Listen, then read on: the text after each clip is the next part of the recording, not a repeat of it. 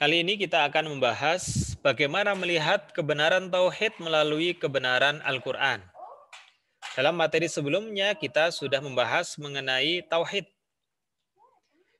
Dalam materi sebelumnya saya juga pernah menyampaikan bahwa ketika kebenaran tauhid itu hanya mengacu kepada Al-Quran dan As-Sunnah, maka bagaimana dengan orang-orang yang tidak mengimani Al-Quran dan As-Sunnah sebagai pedoman di dalam hidupnya, yaitu orang-orang non-Muslim.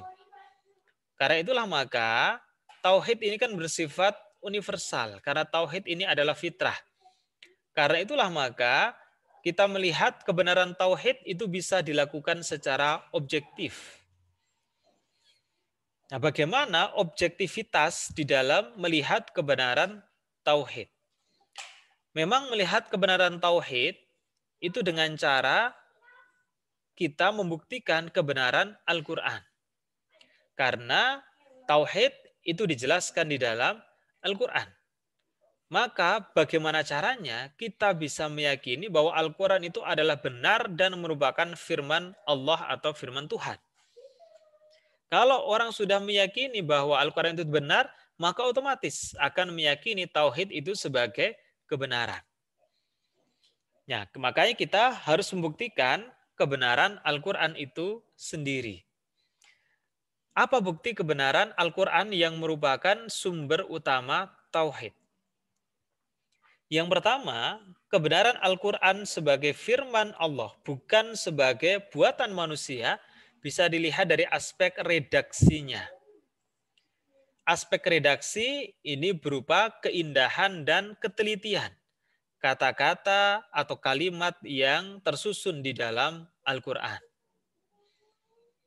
Kemudian yang kedua, bukti kebenaran Al-Quran tersebut bisa dilihat dari penjelasan-penjelasan ghaib yang ada di dalam Al-Quran. Artinya, yang orang sekarang itu tidak pernah menyaksikan. Tetapi ternyata Al-Quran itu menceritakan. Misalnya cerita mengenai Fir'aun. Yang tiada satupun manusia di bumi ini saat ini yang mengalami bagaimana kehidupan pada masa Fir'aun. Tapi Al-Quran menjelaskan itu. Bahkan peristiwa Fir'aun tersebut ada sebelum Al-Quran itu diturunkan kepada Nabi Muhammad. Kemudian yang berikutnya, bukti kebenaran Al-Quran bisa dilihat dari isyarat ilmiah. Artinya tanda-tanda kekuasaan Allah di dalam alam semesta raya. Misalnya bagaimana penciptaan manusia, bagaimana siklus alam semesta, itu tidak terlepas dari ketentuan yang pastinya ada yang mengatur. Dari redaksi, kemudian hal-hal yang bersifat ghaib, isyarat-isyarat ilmiah, itu akan membuktikan bahwa Al-Quran itu benar merupakan firman Tuhan, yaitu Allah Subhanahu wa Ta'ala. Kemudian Al-Quran ini fungsinya bagi manusia menjadi petunjuk. Petunjuk apa? Petunjuk terkait dengan tata keyakinan, yaitu akidah, termasuk menyangkut keesaan Allah. Maka kita bertauhid kepada Allah, dasarnya adalah Al-Quran. Karena Al-Quranlah yang memberikan petunjuk. Kemudian memberi petunjuk mengenai peribadatan. Bagaimana kita beribadah, maka kita merujuk kepada Al-Quran sebagai petunjuk. Akhlak, menyangkut mengenai baik buruknya suatu perbuatan. Dari mana kita bisa mengetahui akhlak? Ini terpuji, ini tercela, ini baik, ini buruk? Dari Al-Quran. Karena Al-Quran merupakan petunjuk. Salah satunya yang ditunjukkan adalah mengenai baik buruknya suatu perbuatan atau hal-hal yang menyangkut baik buruknya suatu perbuatan.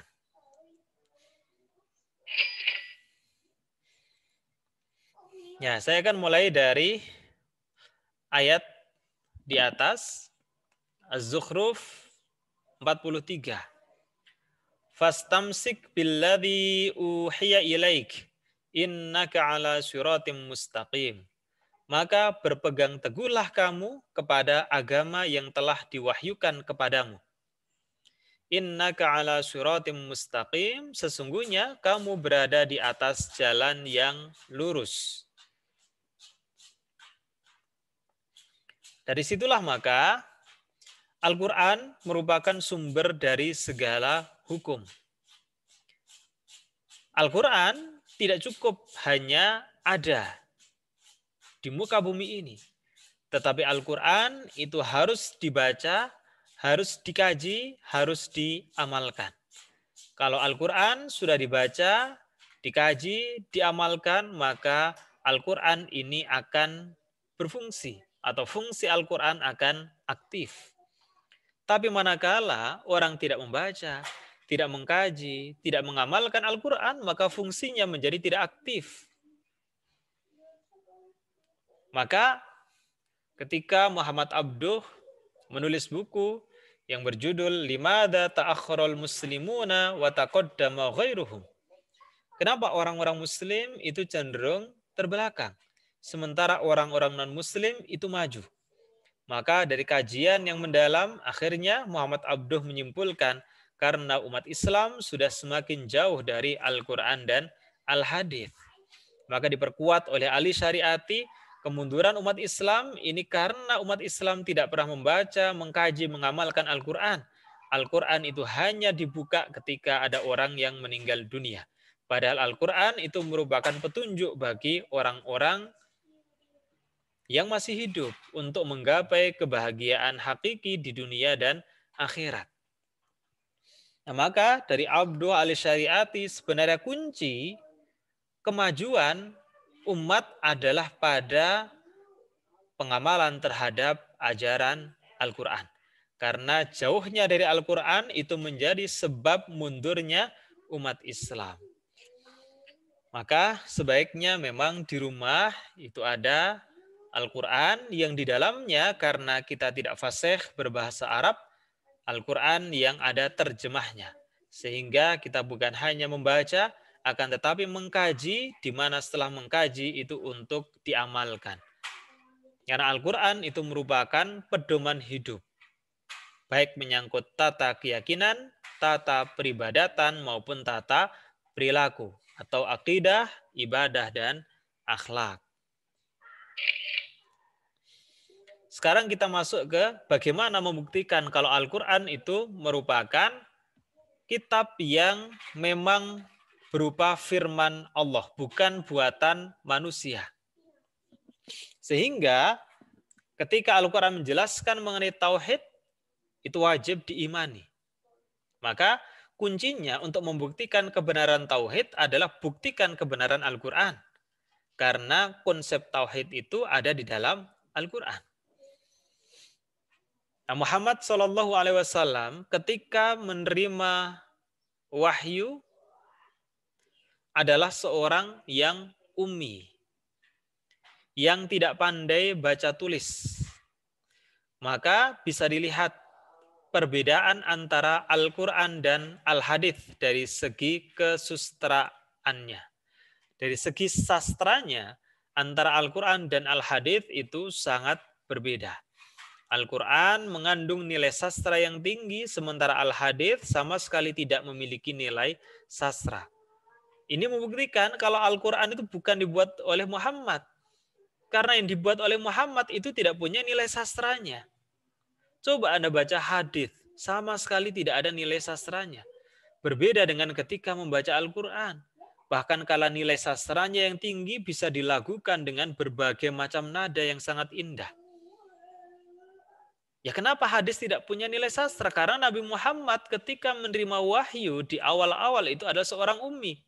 Jadi konon hanya di awal-awal yang seorang ummi, tapi kemudian Nabi Muhammad sudah lama-lama menjadi pribadi yang pandai.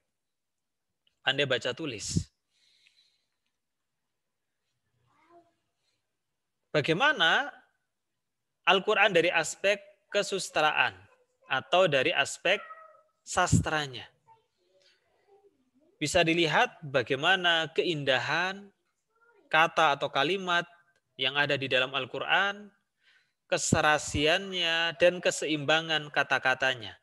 Misalnya, ini yang saya kutip dari bukunya Quraisy Shihab. Beliau adalah ahli tafsir di Indonesia dan konon merupakan guru besar tafsir pertama di Asia Tenggara. Dan beliau adalah alumni dari Al-Azhar University Kairo dengan indeks prestasi kumulatif ketika itu predikatnya summa cum laude atau sempurna. Kata yaum di dalam Al-Quran berdasarkan penelusuran dari Quraisy Shihab terulang sebanyak 365 kali. Ini ternyata merupakan isyarat bahwa di dalam satu tahun terdiri dari 365 hari. Karena kata al-yaumu dalam bahasa Indonesia artinya adalah hari dalam bentuk mufrad atau tunggal. Kemudian kata hari dalam bentuk jamak. Jadi jamak dari kata yaumun itu adalah al-ayyam. Jadi kalau yaumun itu hari satu. Kalau al-ayyam itu berarti hari-hari atau banyak hari. Atau dalam bentuk musanna, 2 hari, yaumani.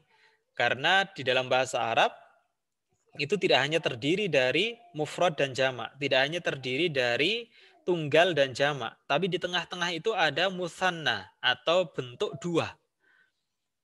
Makanya kalau ada kata dalam bahasa Arab itu berarti ada kata singularnya atau mufradnya atau tunggalnya, kemudian ada kata duanya dan ada kata jamak atau pluralnya.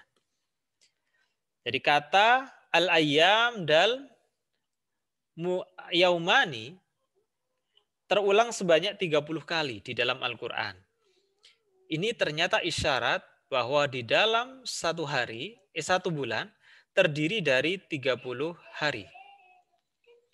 Dan kata yang berarti bulan atau syahrun di dalam Al-Quran terulang sebanyak 12 kali. Ternyata ini isyarat bahwa dalam satu tahun itu terdiri atas 12 bulan. Ini benar-benar sangat teliti kata-kata yang digunakan di dalam Al-Quran dan penuh dengan isyarat. Kemudian sinonim dan antonim. Ini keseimbangan kata-kata yang jumlahnya selalu sama. Al-harthu, kata membajak, dengan sinonimnya yaitu al-zira'ah, artinya bertani, di dalam Al-Quran sama-sama terulang sebanyak 14 kali.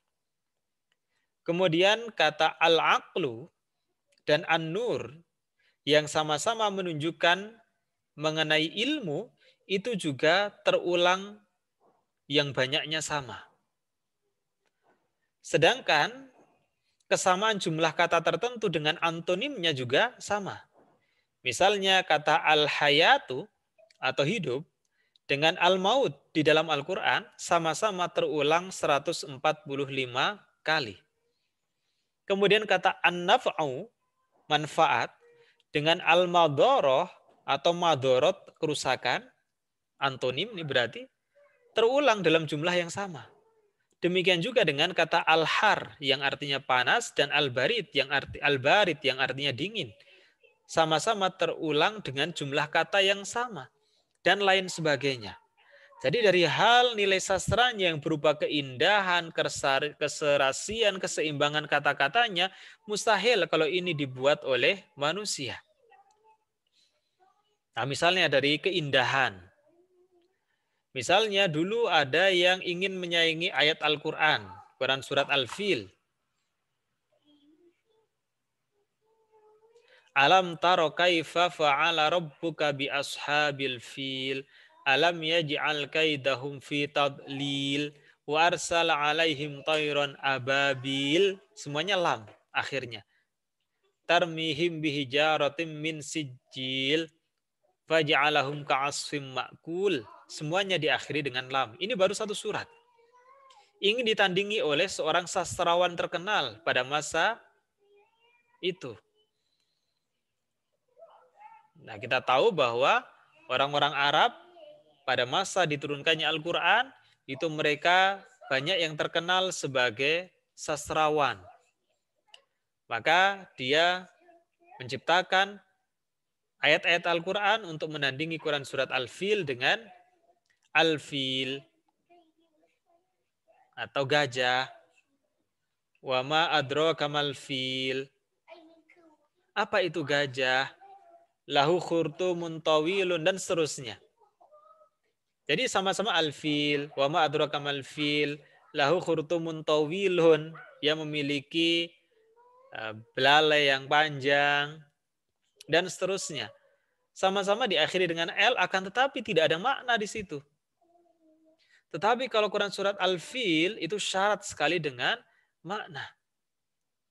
Oleh karenanya maka ketika Allah menantang, silakan saja mendatangkan satu ayat Al-Quran untuk menandingi Al-Quran, maka sampai dengan sekarang pun tidak ada yang bisa menandingi Al-Quran dalam hal kesastraannya. Ini baru dari sastranya, yang tidak mungkin itu dibuat oleh manusia. Karena sepanjang masa sampai dengan sekarang, sudah seberapa banyak para sastrawan yang terlahir, tidak ada satupun yang mampu untuk membuat sastra yang nilainya itu melebihi dari nilai sastra yang ada di dalam Al-Quran.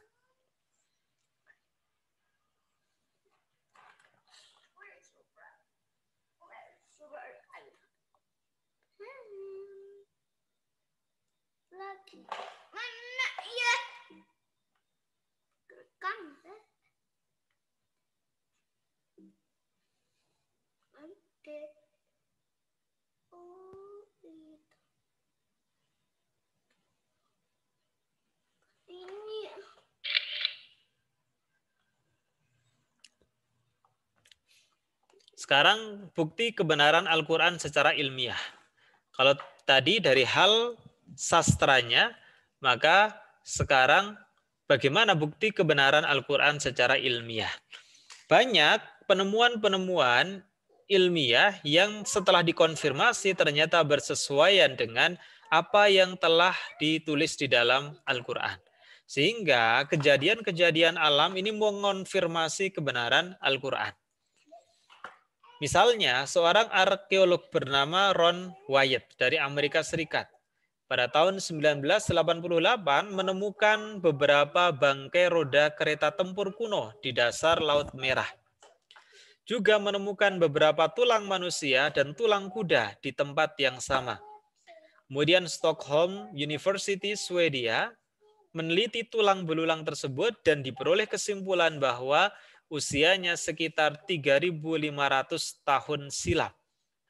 Setelah diruntut dari sejarahnya, ini bersamaan dengan peristiwa ditenggelamkannya Fir'aun bersama dengan bala tentaranya dengan kemukjizatan yang diberikan kepada Nabi Musa alaihissalam. Jadi ketika itu Nabi Musa dikejar oleh Fir'aun dan bala tentaranya. Karena sudah mentok, maka Allah memberikan kemukjizatan. Nabi Musa diperintahkan untuk memukulkan tongkatnya, maka tersingkaplah air laut itu. Nabi Musa dan para sahabatnya kemudian menyeberangi laut itu. Begitu Fir'aun dan bala tentaranya ikut berlari menyeberangi laut itu, maka diperintahkan Nabi Musa memukulkan tongkatnya kembali, dan akhirnya tenggelamlah Fir'aun dan bala tentaranya. Ternyata masih ditemukan bangkai-bangkai roda kereta tempur kuno yang usianya itu persis sesuai dengan peristiwa pada saat Fir'aun dan bala tentaranya ditenggelamkan di Laut Merah. Juga ada beberapa tulang-tulang manusia dan tulang-tulang kuda. Karena ketika itu Fir'aun dan bala tentaranya mengendarai kuda, dan ternyata usia tulang belulang tersebut juga bersesuaian dengan waktu di mana Fir'aun dan bala tentaranya ditenggelamkan di Laut Merah. Peristiwa yang terjadi jauh sekali sebelum Al-Quran diturunkan. Mana mungkin dibuat oleh Nabi Muhammad, dan ternyata kebenarannya terbukti. Maka tidak mungkin itu ya dibuat oleh manusia, pasti yang membuat adalah Zat Sang Maha Mengetahui, yaitu siapa? Yaitu Tuhan. Kemudian Robert Ballard dari Inggris. Tahun 2010, belum terlalu lama, baru 10 tahun yang lalu, menemukan sebuah bangunan tua yang diperkirakan berusia 7.500 tahun lalu atau 5.000 sebelum Masehi di dasar Laut Hitam. Dan itu ternyata bertepatan dengan peristiwa bencana air bah yang terjadi pada masa Nabi Nuh alaihi salam. Jadi kenapa bangunan tua itu ada di dasar laut? Ya karena memang sebelum ada bencana air bah pada masa Nabi Nuh alaihissalam, wilayah itu berupa daratan. Tapi karena banyaknya orang-orang yang tidak beriman kepada Allah, tidak mengindahkan ajakan dari Nabi Nuh alaihissalam, maka diberikan azab oleh Allah berupa air bah yang sangat besar. Bahkan putranya sendiri Kan'an juga ikut tenggelam karena tidak mau mengikuti ajaran yang dibawa oleh ayahnya, yaitu Nabi Nuh alaihissalam. Jadi dulunya daratan. Makanya di dasar Laut Hitam ditemukan bangunan tua. Itu menunjukkan kalau Laut Hitam itu sebelumnya adalah daratan. Dan memang benar. Dulunya adalah daratan yang kemudian di dalam sejarah yang ada di dalam Al-Quran terjadi bencana air bah sehingga yang awalnya wilayah itu daratan menjadi lautan yang kemudian disebut sebagai Laut Hitam. Peristiwa pada masa Nabi Nuh alaihissalam jauh sekali jika kita bandingkan dengan pada masa Nabi Muhammad dari segi waktunya. Sangat jauh. Mana mungkin Nabi Muhammad yang membuat dan ternyata secara ilmiah terbukti kalau memang apa yang diceritakan Al-Quran itu benar. Maka tidak mungkin diciptakan oleh manusia. Pasti yang membuat adalah Sang Maha Mengetahui, yaitu Tuhan atau Allah Subhanahu wa Ta'ala. Nah, kemudian tidak jarang orang-orang yang menemukan kebenaran ilmiah yang kemudian mengonfirmasi dengan ayat-ayat Al-Quran setelah ternyata bersesuaian, orang yang awalnya non-muslim itu memilih untuk menjadi mu'alaf atau masuk ke dalam agama Islam. Misalnya yang sangat dikenal ada Profesor Maurice Bucaille, seorang dokter bedah yang sangat terkemuka di dunia berasal dari Prancis. Ketika itu Profesor Maurice Bucaille diberikan tugas untuk memperbaiki mumi Fir'aun yang sudah mulai rusak. Maka diterbangkanlah mumi Fir'aun dari Mesir ke Prancis, dan yang menangani adalah ahli bedah yang terkemuka tersebut, yaitu Profesor Maurice Bucaille. Setelah diperiksa mumi Fir'aun itu, ternyata ditemukan bahwa luka-luka yang ada di dalam badan Fir'aun itu berasal dari himpitan yang sangat keras dari dua arah yang berlawanan. Maka dia kemudian menemui ulama dan bertanya terkait dengan penjelasan Al-Quran mengenai Fir'aun, dan dijelaskan oleh ulama tersebut bahwa Fir'aun itu mati karena terhimpit oleh air laut yang awalnya disingkap kemudian disatukan kembali dari dua arah yang berbeda. Dan ternyata mumi Fir'aun itu membuktikan kalau memang luka yang dialami oleh Fir'aun itu berasal dari himpitan yang keras dari dua arah yang berbeda. Maka akhirnya Profesor Maurice Bucaille memilih untuk masuk Islam. Dan kisahnya itu sekarang sudah dibukukan. Jadi bisa dibaca buku terjemah yang ditulis oleh Profesor Maurice Bucaille yang melakukan pencarian kebenaran dan akhirnya menemukan kebenaran itu dan memilih untuk menjadi seorang mu'alaf. Kebenaran dari Al-Quran yang terkonfirmasi secara ilmiah. Kemudian ada Mr. Jacques, seorang ahli oceanografi atau ahli foto laut dan ahli selam terkemuka dari Prancis, masuk Islam karena menemukan kumpulan mata air tawar segar yang sangat sedap rasanya karena tidak bercampur atau tidak melebur dengan air laut yang asin di sekelilingnya. Jadi kaget ketika dia menyelam, kok ada kumpulan air tawar. Padahal di sekelilingnya itu air laut yang asin atau mengandung garam yang tinggi. Akhirnya Mr. Jacques bertanya kepada ulama, Dan dijawablah dengan Quran surat Ar-Rahman ayat 19 sampai 20. Marajal bahraini yaltaqiyan. Fiha barzakhun la yabghiyan. Marajal bahraini yaltaqiyan. Dia Allah membiarkan dua air laut mengalir. Kemudian bertemu. Tapi fiha barzakhun la yabghiyan. Keduanya tidak bertemu atau tidak bercampur satu dengan yang lain. Ternyata itu merupakan bukti dari Quran surat Ar-Rahman ayat 19 sampai 20 bahwa memang ada dua air laut yang dialirkan tetapi keduanya sekalipun bertemu tidak bercampur satu dengan yang lain. Yang satu airnya tawar dan yang satu itu airnya asin karena mengandung garam yang tinggi. Akhirnya Mr. Jacques masuk ke dalam agama Islam karena merasa menemukan kebenaran setelah apa yang ditemukan itu terkonfirmasi kebenarannya di dalam Quran surat Ar-Rahman ayat 19 sampai 20. Jadi dia membiarkan dua lautan mengalir yang keduanya kemudian bertemu. Antara keduanya ada batas yang tidak dilampaui masing-masing. Nah, itu merupakan beberapa bukti kebenaran Al-Quran yang di dalamnya mengatur atau mengajarkan mengenai konsep tauhid. Maka tadi saya sampaikan manusia itu bisa sampai kepada tauhid kalau manusia dengan akalnya mengkaji Al-Quran dan As-Sunnah juga alam semesta raya. Karena banyak kejadian-kejadian alam yang terkonfirmasi di dalam Al-Quran dan As-Sunnah.